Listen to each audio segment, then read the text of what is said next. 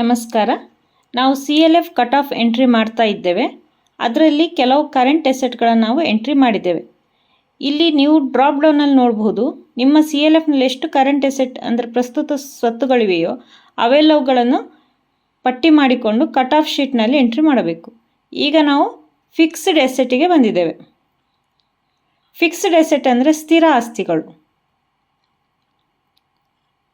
ಇಲ್ಲಿ ಬಾಣದ ಗುರುತಿನ ಮೇಲೆ ಕ್ಲಿಕ್ ಮಾಡಿದಾಗ ಇಲ್ಲಿ ಕಂಪ್ಯೂಟರ್ ಇದೆ. CLFನಲ್ಲಿ ಕಂಪ್ಯೂಟರ್ ಇದ್ದರೆ ಅದರ ಬಿಲ್ಲಿನ ಮೊತ್ತವನ್ನು ಇಲ್ಲಿ ಎಂಟ್ರಿ ಮಾಡಬೇಕು. ಕಂಪ್ಯೂಟರ್ ಮೇಲೆ ಕ್ಲಿಕ್ ಮಾಡೋಣ. ಇಲ್ಲಿ ಎಷ್ಟು ಬೆಲೆಯ ಕಂಪ್ಯೂಟರ್ ನೀವು ಖರೀದಿ ಮಾಡಿರುತ್ತೀರೋ ಅದರ ದರವನ್ನು ಇಲ್ಲಿ ಎಂಟ್ರಿ ಮಾಡಬೇಕು.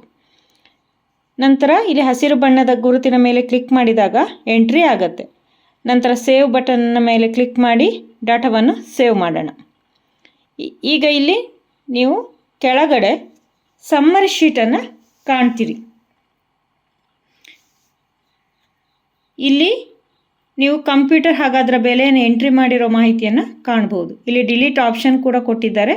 ಯಾವುದೇ ಎಂಟ್ರಿ ತಪ್ಪಾಗಿದ್ದರೆ ಅದನ್ನು ಡಿಲೀಟ್ ಮಾಡಿ ಸರಿಯಾದ ರೀತಿಯಲ್ಲಿ ಎಂಟ್ರಿಯನ್ನು ಮಾಡಬಹುದು. ಬ್ಯಾಕ್ ಬಟನ್ ಮೇಲೆ ಕ್ಲಿಕ್ ಮಾಡೋಣ. ನಂತರ ಇಲ್ಲಿ ಎಕ್ವಿಪ್ಮೆಂಟ್ಸ್ ಅಂದರೆ ಸಲಕರಣೆಗಳು. ನಿಮ್ಮ ಒಕ್ಕೂಟದಲ್ಲಿ ಯಾವುದೇ ಸಲಕರಣೆಗಳಿದ್ದರೆ ಅದರ ದರವನ್ನು ಇಲ್ಲಿ ಎಂಟ್ರಿ ಮಾಡಬೇಕು. ನಂತರ ಫರ್ನಿಚರ್ ಆ್ಯಂಡ್ ಫಿಕ್ಚರ್ ಏನಾದರೂ ಇದ್ದರೆ ಎಂಟ್ರಿ ಮಾಡಬೇಕು.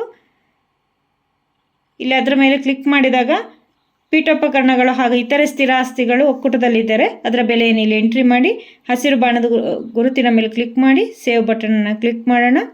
ಹೀಗೆ ನಿಮ್ಮ ಒಕ್ಕೂಟದಲ್ಲಿ ಯಾವುದೇ ಸ್ಥಿರ ಆಸ್ತಿಗಳಿದ್ದರೂ ಕೂಡ ಅವುಗಳನ್ನು ಇಲ್ಲಿ ನೀಡಲಾದ ಟ್ಯಾಬ್ಗಳ ಮೂಲಕ ಕ್ಲಿಕ್ ಮಾಡಿ ಎಂಟ್ರಿ ಮಾಡಬೇಕು. ಬ್ಯಾಕ್ ಬಟನ್ ಮೇಲೆ ಕ್ಲಿಕ್ ಮಾಡೋಣ. ಈಗ ಇಲ್ಲಿ ನೀವು ಇಕ್ವಿಟಿ ಆಪ್ಷನನ್ನು ಕಾಣಬಹುದು. ಧನ್ಯವಾದಗಳು.